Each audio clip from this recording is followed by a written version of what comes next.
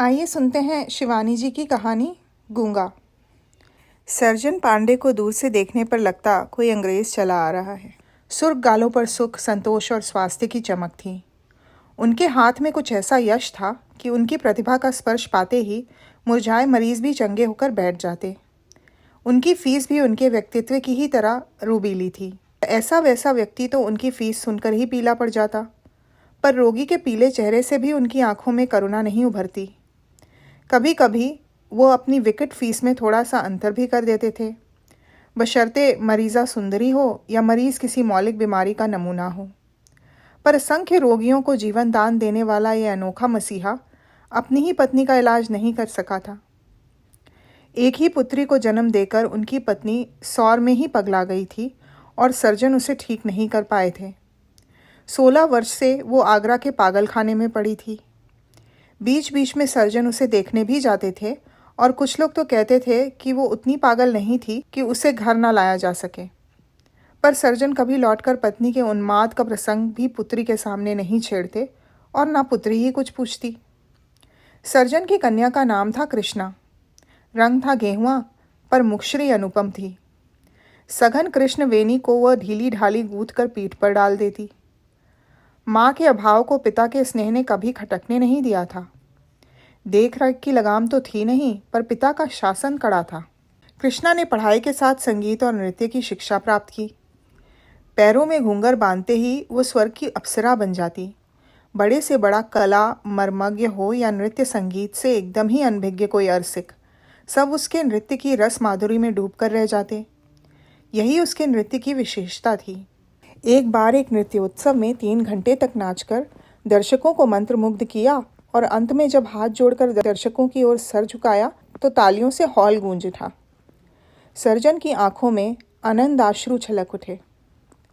अंतःकरण को वो अमृत वृष्टि से परिप्लावित करती उस छवि को एकटक देखते एक और व्यक्ति की भी आंखें तरल हो गई थीं, और वो था तरुण स्क्वाड्रन लीडर वी डिसूजा। वो कृष्णा के पड़ोसी डॉक्टर डिसूजा का पुत्र था। उसके पति सर्जन के क्लिनिक में ही काम करते और सर्जरी में ही हाथ में छुरी लग जाने से टिटनेस से उनकी मृत्यु हो गई थी। पिता की मृत्यु के बाद मातृहीन डिसूजा सर्जन के साथ ही छुट्टियां बिताता। कृष्णा के आकर्षण जाल में वो किस बुरी तरह फंस गया है वो उसी दिन जान पाया। स्वभाव से ही लजीले उस सौम्य गोवानी युवक पर सर्जन का अत्यंत स्नेह था। उसके लंबोतरे चेहरे पर सांवले रंग की चमक थी। पतली मूंछों के नीचे उसके पतले होठों पर सदा संयम की चाबी लगी रहती। वो बड़े नम्र स्वर में बोलता और बड़े ही सलीके से कपड़े पहनता। उसके जूते ऐसे चमकते कि कोई चाहे तो अपना मुंह देख ले। सर्जन उसके जूतों की इस चमक पर फिदा थे। शाबाश बेटे, तुम्हारे जूतों की चमक देखकर हमारी तबीयत खुश हो जाती है। जो शख्स अपने जूते चमकाकर रखता है उसका दिल भी हमेशा चमकता रहता है। पता नहीं सर्जन का कथन किस अंश तक सच था, पर डिसूजा का दिल सचमुच ही एकदम साफ था। वो जितना ही कृष्णा से बचकर निकलता वो उसे उतना ही घेर लेती। इसी बीच सर्जन को अपने निसंतान बूढ़े चाचा की क्रिया निपटाने पहाड़ जाना पड़ा। कुछ ही दिन पूर्व उसके चाचा का अनुनय भरा पत्र आया था। मैं मरणासन्न हूँ। मेरी मृत्यु के बाद जैसे भी हो मुझे पीपल पानी कर जाना, नहीं तो मेरी आत्मा भटकती रहेगी। सर्जन प्रगतिशील विचारों के होकर भी घोर सनातनी थे। अपने राज प्रसाद के गुसलखाने में लघुशंका से निवृत्त होने भी जाते तो जनेऊ कान पर चढ़ा होता।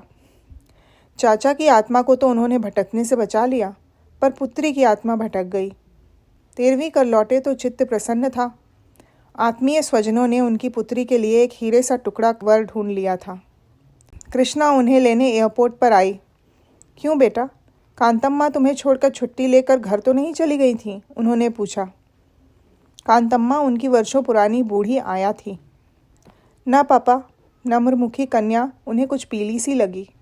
पापा, मेरे लिए पहाड़ की मिठाई बाल सिंघोड़े लाए हैं या नहीं? बच्ची की तरह मचलकर उसने पूछा। लाया क्यों नहीं, और भी एक चीज़ लाया हूँ अपनी दुलारी बेटी के लिए। जानती हो क्या? सर्जन ने मुस्कुराकर कहा। क्या पापा? एक सुंदर सा वर, जिसे ढूंढने ही शायद भगवान ने मुझे पहाड़ भेजा था। सर्जन ने कनखियों से बेटी की ओर देखा और ममता से उनका गला भर आया। थोड़े ही दिनों में उनकी बेटी पराई हो जाएगी। कृष्णा का चेहरा आश्चर्यजनक रूप से सफ़ेद लग रहा था। वो पहले गुमसुम हो गई, फिर अचानक दृढ़ स्वर में बोली, आपको मेरे लिए वर नहीं ढूंढना होगा, मैंने वर ढूंढ लिया है। सर्जन दंग रह गए। कहती क्या है लड़की, कहाँ से वर ढूंढ लिया? यहाँ तो अपने समाज का एक परिवार भी नहीं था। क्या बात कर रही है पगली, कैसा वर? उन्होंने स्वर को करुण बनाकर पूछा। हाँ पापा, मैं विक्की से ही ब्याह करूँगी। सामान्य सी किशोरी के कंठ की दृढ़ता में कहीं भी नम्रता की मिठास नहीं थी। सर्जन क्रोध से कांपते चुपचाप अपनी मूछें नोचने लगे। सामान्य सा पायलट डिसूजा, उस पर भी ईसाई और कहाँ कुमाऊँ के महापंडितों के खानदान की पुत्री कृष्णा। कार घर पहुंची तो डिसूजा को बुलाने आदमी भेजा। पता लगा डिसूजा मद्रास चला गया है। शासन की लक्ष्मण रेखा में पुत्री को बांधकर सर्जन निश्चिंत हो गए। बिना उनसे पूछे अब वो गुसलखाने भी नहीं जा सकती थी। सर्जन को इसी बीच जयपुर की मेडिकल सेमिनार में अध्यक्षता करने जाना पड़ा। कांतम्मा को कड़ी हिदायतें देकर वे 2 और बूढ़ी नौकरानियां तैनात कर गए, किंतु 3 जोड़ी बूढ़ी आंखों को धोखा देने के लिए कृष्णा की एक ही जोड़ी जवान आंखें काफ़ी थीं। डिसूजा खबर पाते ही छुट्टी लेकर आ गया था और दोनों फिर लुक छिप कर मिलने लगे। पापा के आने में केवल 8 दिन बाकी हैं विकी। एक दिन कृष्णा ने उसकी छाती पर माथा टिकाकर कहा, तुम्हें 5 दिन बाद लंबी ट्रेनिंग के लिए फ्रांस जाना है, क्यों ना हम सेंट पॉल के बूढ़े पादरी की खुशामद कर शादी कर ले। पापा फिर कर ही क्या लेंगे। एक शाम दोनों जंगल में खो गए, बच्चों की भांति। एक दूसरे का हाथ कसकर पकड़े सेंट पॉल से लौटे। तीसरे दिन डिसूजा चला गया। सर्जन लौटे, 2.5-3 माह तक मरीजों में फंसे रहे। एक दिन लेटे लेटे वो अखबार पढ़ रहे थे कि पहले ही पृष्ठ पर तरुण भारतीय पायलट की मृत्यु की खबर देखकर चौंक गए। डिसूजा की मृत्यु हो गई थी। वो मन ही मन ईश्वर को लाख लाख धन्यवाद दे रहे थे कि एक चीख सुनकर चौंक पड़े। कृष्णा उनके पीछे खड़ी थी। उसका रोना और कोई न सुन ले, यह सोचकर सर्जन ने चट से उसे उस कमरे में धकेलकर अंदर से चिटकनी चढ़ा दी, पर कृष्णा सिसकती रही। क्या तूफान मचा रखा है तुमने? कोई नादान बच्ची तो नहीं हो? तुम्हें पता होना चाहिए कि तुम्हारी शादी तय हो चुकी है। बाल बिखराए ही कृष्णा तड़प कर उठ बैठी। मेरी शादी हो चुकी थी पापा। क्या बकती है? सर्जन ने तिलमिलाकर बेटी की ओर चांटा साधा, फिर बड़ी चेष्टा से बिना हाथ मारे ही खींच लिया। हाँ पापा, 3 माह पहले सेंट पॉल के पादरी ने हमारी शादी करवाई थी। विकी मेरा पति था। उसके होंठ कांपने लगे। चुप कर बेहूदी, तुम अभी नाबालिग हो, शादी हो ही कैसे सकती थी? गुस्से से पैर पटक कर सर्जन धड़धड़ाते पादरी के पास गए। न जाने कितने के चेक से उसका मुंह बंद किया। लौटे तो कृष्णा को समझाते हुए कहा, मैंने पादरी को समझा दिया है, वो सब रिकॉर्ड जला देगा। खिलवाड़ को कोई भी धर्म शादी नहीं कह सकता। पर एक बात और है पापा। सिर झुकाकर कृष्णा ज़मीन में गड़ गई। क्या? चीख कर ही पूछा सर्जन ने। मैं माँ बनने वाली हूँ। दोनों हाथ से मुंह ढाँपकर वो सिसक उठी। नियति से जूझकर सर्जन अब धराशायी थे। रात भर वे पिंजड़े में बंद शेर की तरह चक्कर लगाते रहे। फिर भोर होते होते उन्होंने कमर कस ली। दूसरे दिन वे पुत्री को लेकर ये कहकर चले गए कि सगाई की रस्म पूरी करने वो पहाड़ जा रहे हैं।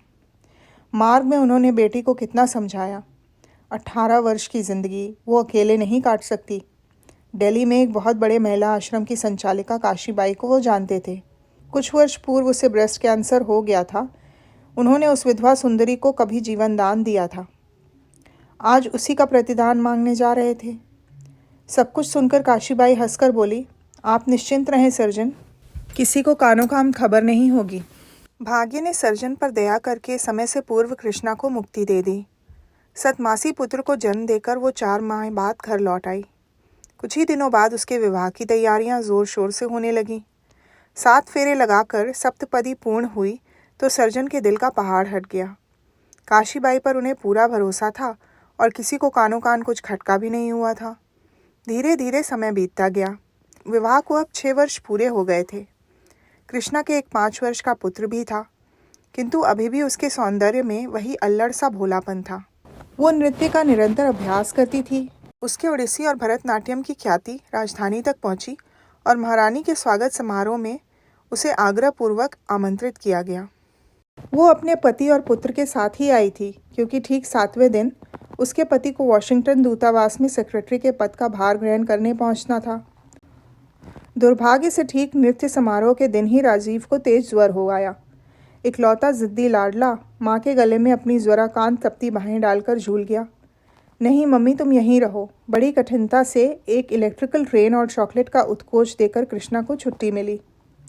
उस दिन के नृत्य प्रदर्शन ने उसके गले में कीर्ति की जयमाला डाल दी। स्वयं महारानी एलिजाबेथ ने उसके दोनों हाथ पकड़कर उसे बधाई दी।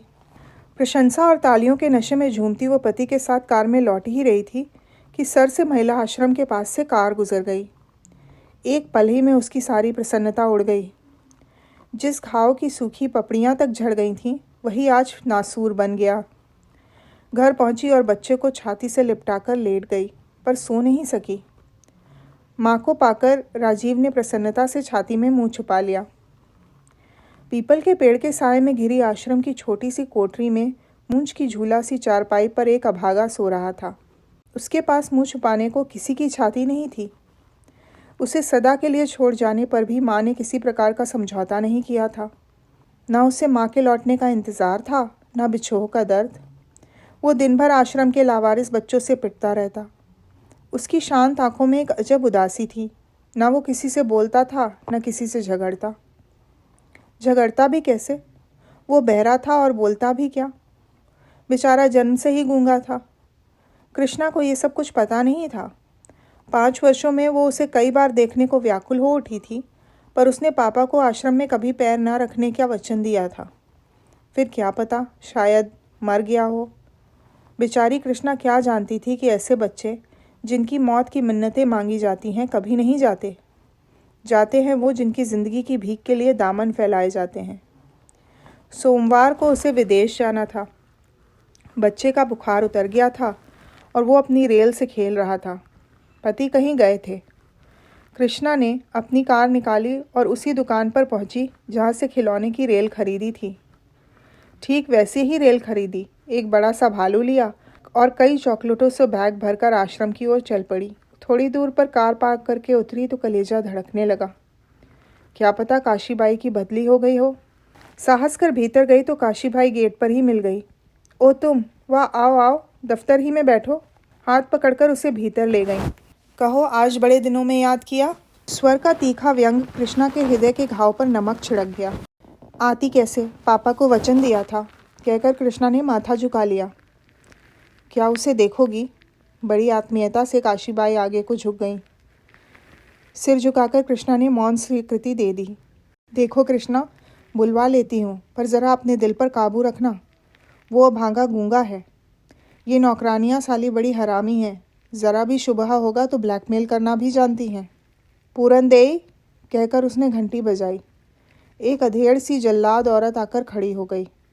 देखो, गूंगा बाबा को ले आओ। बड़ी डॉक्टरनी आई हैं, उसकी ज़बान देखेंगी। पूरनदेई चली गई तो संसार की सारी हथौड़ियाँ कृष्णा की कनपटी पर चलने लगीं। रुमाल निकालकर वो पसीना पूछ रही थी कि चल चल कहती हुई खच्चर की तरह हाँकती पूरनदेई गूंगे को ले आई। वो शायद किसी की मंगनी की कमीज़ पहना था, जिसकी बाहें उसके हाथों से बहुत नीचे लटक रही थीं। या शायद कमीज़ की लंबाई महज इसलिए बढ़ा दी गई थी कि जीर्ण निक्कर के नीचे के अंगों की लाज ढकने से एकदम ही इनकार कर दिया था। तैयार क्यों नहीं किया इसे? सकपकाकर काशीबाई ने पूरनदेई को डांटा। ज़िद्दी कैसा है यह हरामी? कितना कहा कपड़े बदल ले, माने तब ना। पूरनदेई आग्नेय दृष्टि से गूंगे को भस्म कर बाहर चली गई। कृष्णा की सजल आंखों में नन्हे राजीव का चेहरा नाच उठा, जिसके 100 नखरे उठाते हुए वो आया और उसके पति हार हार जाते थे। द्वार पर कुंडी चढ़ाकर काशीबाई ने इशारे से गूंगे को नज़दीक बुलाया। आओ बेटा। घम घम, गूंगे ने किसी महान दार्शनिक की भांति हंसकर अपनी गूंगी दलील पेश की, जैसे कृष्णा से कह रहा हो, माँ, इसकी बातों में मत आना, ये बड़ी लबाड़ी है। कृष्णा ने बेटे की बात समझ ली। ऐसी भाषा केवल माँ ही समझ सकती है। झरझर कर उसकी आंखें बरस पड़ी। छोटा सा डिसूजा ही तो खड़ा था, वही संयमी दृष्टि और वैरागी मुस्कान। लपक कर उसने गूंगे को खींचकर छाती से लगा लिया। कभी उसकी लटों को चूमती, कभी मैल से काली कलाइयों को। लगता था चूम चूम कर ही गूंगे को अपने में भर लेगी। अरे बस भी कर, क्यों गूंगे का सिर फिरा रही है? अपनी जल्लादी आंखों को और भी कठोर बनाकर काशीबाई बोली। तिल मिलाकर कृष्णा ने उसे छोड़ दिया। मुक्ति पाते ही गूंगा खिलौनों के पास खड़ा हो गया। ले, सब तेरे हैं, कहकर काशीबाई ने उसे डिब्बे थमा दिए। गूंगी आंखें चमक उठीं। कभी इंजन को उठाता, कभी रंगीन लाल हरे रेल के डिब्बों को, कभी ताली बजाता और कभी गोल गोल घूमकर नाचता। घम घम घम घम। अब तुम जाओ कृष्णा, बड़ी देर से दरवाज़ा बंद है। मुई पूरन देई कहीं द्वार पर ही कान न लगाए खड़ी हो। वाह, अंगूठी तो बड़ी सुंदर है तुम्हारी। लालची दृष्टि का संदेश कृष्णा समझ गई। चट अंगूठी उतारकर उसने काशीबाई को पहना दी और मूक करुण दृष्टि से अपना संदेश भी दे दिया। मेरे गूंगे का ध्यान रखना। फिर हृदय पर पत्थर रखकर वो उठी, एक बार गूंगे को चूमा और तीर सी बाहर छिटक गई। सोमवार को वो प्रीति के साथ विदेश चली गई। कुछ ही महीनों में भारतीय सेक्रेटरी की नृत्य प्रवीणा पत्नी की चर्चा पूरे एम्बेसी में थी। एक बार टेलीविज़न पर उसका नृत्य हुआ और एक दिन उसे एक पत्र मिला, एक गूंगे बहरे बच्चों की संस्था संचालिका मदर मारिया का। क्या वह उनके अभागे बच्चों के सम्मुख अपना मनोहारी नृत्य प्रस्तुत करेंगी? कृष्णा ने एकदम स्वीकृति दे दी। गूंगे चेहरों पर खुशी की चमक उसके लिए करोड़ों तालियों की गड़गड़ाहट से भी बढ़कर थी। नृत्य समाप्त हुआ और मदर का हाथ पकड़कर एक देवदूत सा सुंदर बालक आया और उसे फूलों का गुच्छा भेंट किया। धन्यवाद बच्चे, क्या नाम है तुम्हारा? पूछते ही कृष्णा को अपनी अल्पबुद्धि पर क्रोध आया। ओ मिसेस त्रिपाठी, ये बेचारा तो जन्म से ही गूंगा है, मदर ने कहा। इसकी माँ इसे हमारे आश्रम के द्वार पर डाल गई थी, फिर पलटकर नहीं आई। ईशु उसे क्षमा करे। मदर ने क्रॉस बनाया। कृष्णा एकटक उस बच्चे के सुनहरे माथे को देखती रही, फिर टप टप करके उसके आंसू बहने लगे। ये क्या मिसेस त्रिपाठी, आप रो रही हैं? आश्चर्य से मदर ने पूछा और फिर बढ़कर उन्होंने कृष्णा के दोनों हाथों को चूम लिया। काश ऐसे ही प्रत्येक मानव दूसरे के दुख दर्द के लिए रो सकता। एक विदेशी गूंगे बच्चे के लिए आपकी आंखों में आंसू देखकर मुझे कितनी प्रसन्नता हुई, कितनी। बेचारी मदर क्या जानती थी कि वो आंसू केवल उस विदेशी गूंगे बालक के लिए ही नहीं थे, वे उसके लिए भी थे जो अपनी दुबली कलाइयों से खिड़की की सलाखों को जकड़े ही सो रहा था। उसकी छाती से एक मैला सा कपड़े का भालू चिपका था।